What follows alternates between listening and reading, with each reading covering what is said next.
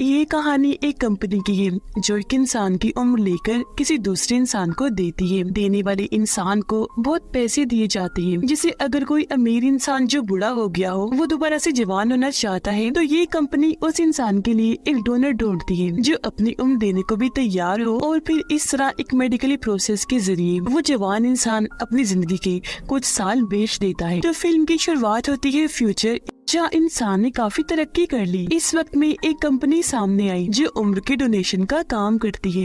अब हम उसी कंपनी के मैनेजर को देखते हैं जिसका नाम मैक्स है। वो दो आपस में मिलते जुलते डोनर्स को ढूंढता है, क्योंकि ये उम्र डोनेट करने का काम ऐसे ही नहीं हो जाता। जाहिर है उसे ढूंढना मुश्किल है, लेकिन अगर वो मिल भी जाए तो ये उसकी मर्जी है कि वो अपनी जिंदगी के कुछ साल देता भी है या नहीं, और उनका डीएनए मिलना भी जरूरी है। तो मैक्स ऐसे डोनर्स को ढूंढकर उन्हें राजी करने की कोशिश करता है कि वो अपनी उम्र बेच डालें। आज भी वो एक फैमिली से मिलने आया जिनका एक 18 साल का बेटा था। वो भी किसी का मैचिंग डोनर था। वो उसे समझा रहा था कि अगर तुम अपनी जिंदगी के 15 साल दे दो तो हमारी कंपनी तुम्हें 7 लाख यूरो दे सकती है, जो बहुत ज्यादा पैसे हैं जिनकी मदद से तुम कुछ भी कर सकते हो, अच्छा पढ़ लिख सकते हो, अपनी फैमिली की मदद कर सकते हो, इसके अलावा और भी बहुत कुछ। लेकिन वो लड़का सोच भी पड़ गया, क्योंकि ऐसे वो अपनी पूरी जवानी पर बात कर लेगा। पर मैक्स बहुत चालाक था, वो अपने क्लाइंट्स को राजी कर लिया करता था। तो लड़के को भी वो मना लेता है, क्योंकि वो लड़का जानता था कि 15 सालों में मैं 7 लाख यूरो नहीं कमा पाऊंगा। हालांकि लड़के की मॉम को ऐसा करना बुरा लग रहा था, पर वो बेचारे गरीब लोग थे, मजबूरी की वजह से उन्हें ऐसा करना पड़ता है। अब यहाँ उनकी डील पक्की हो गई, जिसके बाद मैक्स अपनी कंपनी में वापस आने लगा। यहाँ की दुनिया हमें दिखाई गई, जहाँ बेचारे गरीब लोग झोपड़ियों में रहते हैं, जबकि अमीर लोग आलीशान घरों में। यहाँ कुछ लोग ऐसे भी हैं जो इस कंपनी के खिलाफ हैं और अक्सर एहतजाज वगैरह करती रहती हैं। कंपनी में आने के बाद यहाँ उनकी काफी बड़ी मीटिंग थी, क्योंकि मैक्स और उसके जैसे कई सारे मैनेजर्स को उनकी काबिलियत पर इनाम दिए गए थे, क्योंकि उन्होंने बहुत अच्छा काम किया। बहुत सारे लोग इनको ला कर दिए। यहाँ हमें कंपनी की हेड भी दिखाई जाती है जिसका नाम सोफी है, और ये टाइम डोनेशन वाला आइडिया उसका ही था जो आज तक काम कर रहा था। यह सोफी अपने लोगों को स्पीच देती है। उसकी बातें ऐसी थी जैसे इस प्रोसेस में सबका फायदा है। यह कंपनी के बहुत सारे लोग जानते थे कि ये गलत है, पर बेचारे मजबूर होने की वजह से चुपचाप बस काम करती थी। सोफी यहाँ कहती है कि हम अपने खास वर्कर्स को लंबी जिंदगी देने वाले हैं, ताकि वो हमारी कंपनी के लिए लंबा अरसा काम करे। वो यहाँ बड़े बड़े साइंटिस्ट के नाम लेती है, कहने लगी कि अगर ये लोग 50-60 साल की बजाय 150 साल जीते तो खुद ही सोच लो ये दुनिया को कहां से कहां ले जाती। इसी चीज को सामने रखते हुए हमने अपनी कंपनी की तरफ से 15 साइंटिस्ट को उम्र डोनेट कर दी है। जिसके बाद हमें वो जगह दिखाई गई जहाँ पर उन साइंटिस्ट को रखा हुआ था जिन्हें अपनी उम्र के 15 साल मिले थे। वो अपनी ये जिंदगी पाकर बहुत खुश थे, क्योंकि जवान हो गए थे दोबारा। पर तभी यहाँ एक नर्स आकर उन्हें मारने लगा। उसके हाथ में गन थी, वो सबको शूट कर रहा था, जिससे डरकर सब लोग भाग रहे थे, और इस तरह इस कंपनी को बहुत नुकसान उठाना पड़ा। अब यहाँ एक एडम नाम का ग्रुप था जो इस कंपनी और इसकी टेक्नोलॉजी के खिलाफ था, इसलिए अक्सर वो एडम ग्रुप इस कंपनी पर हमला वगैरह करता रहता था, और ये नर्स भी उसी ग्रुप का था। अब जब इस वाक़े का सोफी को पता चला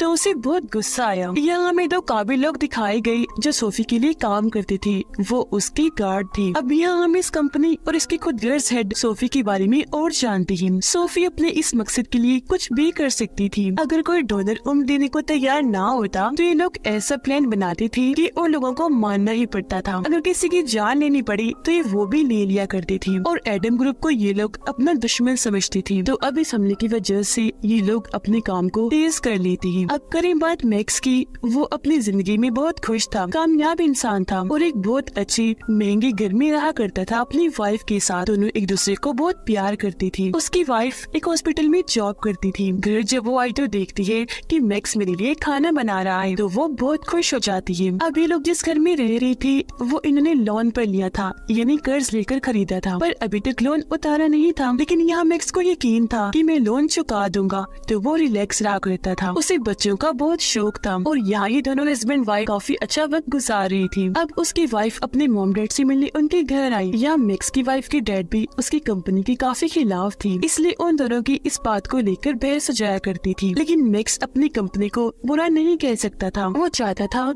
कि लोग इस बात को समझे कि हम कितनी मेहनत करते हैं। फिर शाम को जब ये लोग घर पहुंचे तो ये देखकर इनकी होश उड़ गई कि हमारी बिल्डिंग में आग लग चुकी है और पूरा ही घर जल गया है। उसकी वाइफ को काफी बड़ा झटका लगा, वो काफी परेशान हो गई। तब मैक्स उसे हौसला देने लगा, समझाता है कि रिलैक्स रहो, सिर्फ सामान का नुकसान हुआ है क्योंकि घर का लोन आग लगने की वजह से इंश्योरेंस वाले दे देंगे। पर झटका तो नहीं तब लगता है जब इंश्योरेंस वाले ऐसा करने से मना कर देते हैं, क्योंकि उनका कहना था कि आग मोमबत्ती की वजह से लगी और लोगों की लापरवाही है तो किसी भी नुकसान की भरपाई हम नहीं करेंगे। अब ये सुनकर दोनों हस्बैंड वाइफ काफी परेशान हो जाते हैं क्योंकि लोन बहुत ज्यादा था। अगर मैक्स सारी जिंदगी में नौकरी करे तब ये लोन नहीं चुका सकता था क्योंकि ये लोन 2.5 मिलियन यूरो थे। अब ये लोग अपने वकील से मिलते हैं जो इन्हें बताती है कि अब तुम लोगों के पास बस एक ही सिक्योरिटी बची है जिसके जरिए तुम ये लोन चुका सकती हो। वो बताती है कि लोन लेते वक्त मैक्स की वाइफ ने एक सिक्योरिटी पर साइन की थी कि अगर हम लोन ना चुका पाए तो मैं अपनी जिंदगी के 40 साल बैंक को डोनेट कर दूंगी। ये जानकर मैक्स काफी परेशान हो गया क्योंकि उसे ये बात अब पता चल रही थी। अब कुछ नहीं हो सकता था, ये दोनों फंस चुके थे क्योंकि लोन तो इन्हें चुकाना ही था या अपनी जिंदगी के 40 साल देने थे। तब यहाँ मैक्स कहता है ऐसा मैं करूँगा, अपनी जिंदगी के 40 साल मैं डोनेट करूँगा। पर उसके जैसा मिलता जुलता कोई दूसरा इंसान नहीं था जबकि उसकी वाइफ का था। तो ये दोनों इस वजह से काफी परेशान हो गई। अचानक उनकी जिंदगी इतनी खतरनाक मोड़ पर आ चुकी थी। यहाँ मैक्स फिर भी अपनी वाइफ को काफी हौसला देता है कि तुम परेशान मत हो, मैं फिर भी कोई न कोई रास्ता ढूंढ निकालूंगा। लेकिन जब भी लोग अपने वकील के ऑफिस से बाहर आए तो उसकी वाइफ को गिरफ्तार कर लिया जाता है क्योंकि वो भाग भी सकती थी और बैंक के असूल बहुत सख्त थे। अब जब मैक्स को कोई मदद नहीं मिलती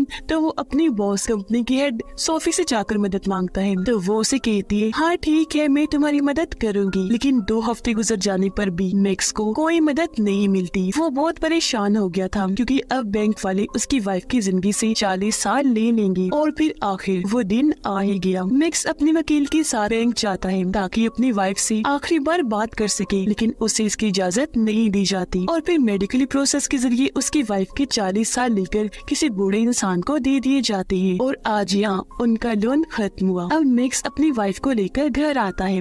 ये दोनों काफी परेशान थे। उसकी वाइफ बूढ़ी होने लगती है। मैक्स अभी भी कोई न कोई रास्ता ढूंढने की कोशिश कर रहा था जिससे उसकी वाइफ दोबारा जवान हो जाए। ये दोनों चाहते थे कि इनके बच्चे हो, जो चीज अब मुमकिन नहीं थी। बढ़ती उम्र की वजह से उसकी वाइफ उदास रहने लगी थी। उनके बीच भी सब वैसी नहीं था जैसे पहले हुआ करता था। अब एक दिन मैक्स जब पार्क में बैठा था तो उसके पास एक बच्ची आई जो अपने बैग में नशा बेचने आई थी। अब मैक्स उससे नशा तो नहीं खरीदता पर बच्ची को याद रखता है। अब जब उसे अपनी वाइफ की ऐसी हालत नहीं देखी जाती तो वो फैसला करता है कि मैं उस इंसान को ढूंढूंगा जिसे मेरी वाइफ की उम्र मिल गई है और उससे उम्र वापस लेकर ही रहूंगा। वो अपनी वाइफ को उसके मोम डैड के घर छोड़ाता है। अपनी बेटी को इतना बुरा देखकर उसके मोम डैड मैक्स को ही कसूरवार कहती है। इस पर वो कहता है कि आप लोग फिक्र ना करो, मैं इसे ठीक करके ही रहूंगा। वो उस बच्चे के पास आया जो उसे पार्क में नशा बेचने आई थी। असल में ये कोई बच्ची नहीं थी बल्कि इसने भी उस प्रोसेस के जरिए अपनी उम्र इतनी कम कर दी थी। मैक्स यहाँ उसके पास इसलिए आया था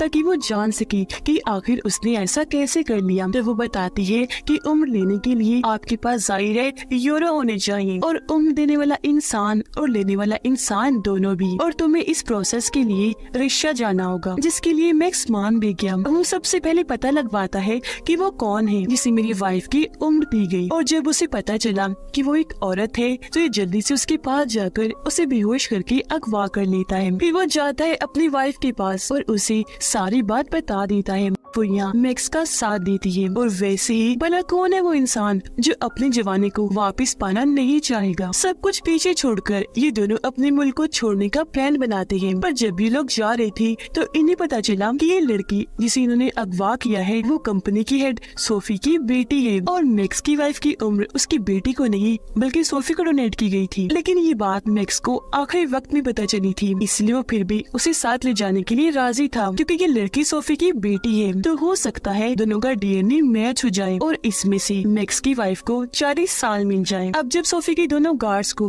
सोफी की बेटी की अगवा होने का पता चला तो उन्हें लगा कि ये काम भी जरूर एडम ग्रुप ने किया है, पर ये लोग सोचते हैं कि एडम ग्रुप हमारे लोगों को मारता है, अगवा नहीं करता, तो ये काम उनका नहीं। अपने शातिर दिमाग से दोनों गार्ड्स ये पता लगवा लेते हैं कि ये किसी और का काम है, और क्योंकि इनके पास हर चीज की एक्सेस कंट्रोल था तो बहुत जल्द ये मालूम कर लेते हैं कि ये काम उनकी एक वर्कर मैक्स का है। और वो भला ऐसा करता भी क्यों ना, जिस कंपनी के लिए उसने अपनी जान तक लगा दी, उसी कंपनी की मालिक ने उसकी वाइफ की उम्र ले ली। अब सोफी की बेटी को लेकर ये समंदर के जरिए बॉर्डर को पार करते हैं। इन्होंने उसे एक बॉक्स में बंद कर दिया था, पर जब ये पोर्ट इन्हीं बंदरगाह पर पहुंची तो वहाँ सिक्योरिटी काफी सख्त थी, तो ये लोग पकड़े जा सकते थे, लेकिन मजबूरी थी तो आगे बढ़ना भी जरूरी था। तो इस मकसद के लिए वो एक फैमिली का इस्तेमाल करते हैं, जिनकी गाड़ी में मैक्स, उसकी वाइफ और सोफी की बेटी थी, जिसे इन लोगों ने बॉक्स में बंद किया हुआ था। हालांकि सिक्योरिटी को शक हुआ, पर मैक्स सब अच्छे से संभाल लेता है और इस तरह ये बॉर्डर पार कर लेते हैं।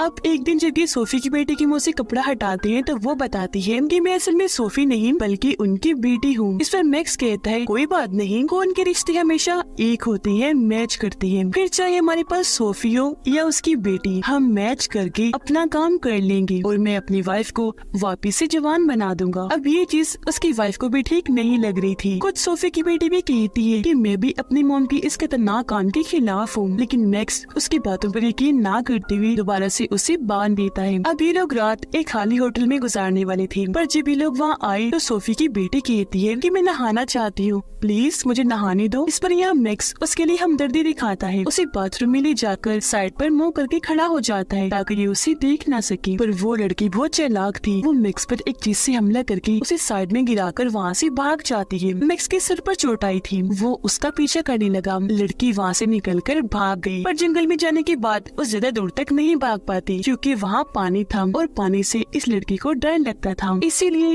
वो तैर नहीं पाती, डूबने लगती है। तब यह मैक्स की वाइफ आकर जल्दी से उसे पानी से बाहर निकालती है और ये दोनों उसे दोबारा होटल के अंदर लाकर उसके हाथ पांव बांध देती है। उधर सोफी ने अपनी टीम तैयार कर ली थी ताकि वो अपनी बेटी को छुड़वा सके। यहाँ सोफी की दोनों वफादार गार्ड्स इस मिशन के हेड बनती है, क्योंकि वो पिछले 30 सालों से सोफी के लिए काम कर रही थी, क्योंकि उन दोनों की भी उम्र बढ़ा दी गई थी। यहाँ इन लोगों को मैक्स की लोकेशन पता चल गई थी कि वो कहाँ है, तो ये लोग अपने सिपाही लेकर उन पर हमला करने के लिए निकल जाते हैं। उधर अगली सुबह होटल के कमरे में एडम ग्रुप और उनकी लीडर आ गई थी, क्योंकि उन्हें भी मैक्स की जानकारी मिल चुकी थी। वो तो दरअसल इस मौके की खोज में थी कि उनकी हाथ कुछ ऐसा लगी कि वो सोफी और उसकी कंपनी को भारी नुकसान पहुंचा सके, और अब उनके पास काफी अच्छा मौका आ चुका था, क्योंकि खुद सोफी की बेटी उनके कब्जे में थी, जिसको बचाने के लिए सोफी कुछ भी करेगी। अब यहाँ एडम ग्रुप वाले और उनके लीडर इन तीनों को ही बंदी बना लेती है। तब यहाँ मैक्स उनके लीडर को समझाने की कोशिश करता है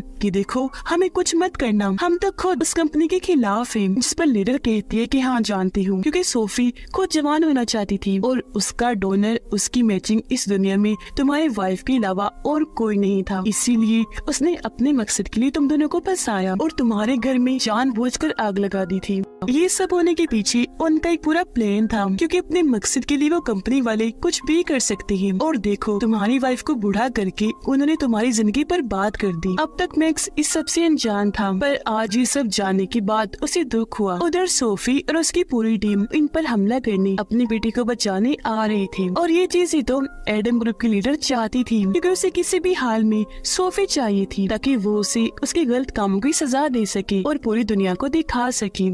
अब मैक्स के पास और कोई रास्ता नहीं था अगर वो अपनी वाइफ को जिंदा देखना चाहता है तो, इसलिए उसे लीडर की बात माननी ही पड़ती है। यहाँ पूरा प्लान तैयार किया जाता है। मैक्स का काम होगा कि वो अपनी बातों में उलझाकर सोफी को बिल्डिंग के अंदर ले आए, जिसके बाद एडम ग्रुप उसे पकड़ लेगा। फिर अब जब सोफी और उसकी टीम इस जगह के बाहर आकर रुकते हैं तो तभी मैक्स बाहर आता है, कहने लगा कि मैं सिर्फ सोफी से बात करना चाहता हूँ। जो सुनकर सोफी आगे आई, उसे कहती है कि मेरी बेटी को छोड़ दो, बदले में मैं तुम्हें ढेर सारे पैसे दूंगी। फिर मैक्स उसे कहता है अच्छा चलो अंदर चलो, इस बात पर हम अंदर चलकर बात करते हैं। पर सोफी की गार्ड को शक हो गया। वो उसकी तरफ गन करके कहती है ये एक चाल है। अब उसकी गार्ड की गन देखकर एडम ग्रुप के लीडर भी अपने लोगों को उन पर गोलियां चलाने का हुक्म देती थी, जिसके साथ ही दोनों तरफ से गोलीबारी शुरू हो गई। इस बीच फायदा उठाकर मैक्स अपनी वाइफ और सोफी की बेटी को लेकर यहाँ से निकल जाता है। अब यहाँ पहले तो मैक्स की वाइफ को सोफी की बेटी पर तरस आया और वो अपना इरादा बदलने लगी कि मुझे इसकी जिंदगी खराब नहीं करनी चाहिए, इसकी जवानी बर्बाद नहीं होनी चाहिए। पर बहुत जल्द उसे एहसास हो गया कि वो भी बिल्कुल अपनी मोम सोफी की तरह ही खुद गर्द से उस पर तरस खाना नहीं चाहिए, इसलिए वो खुद उसे लेकर डॉक्टर के पास जाती है अपना और उसका मेडिकली प्रोसेस करने के लिए।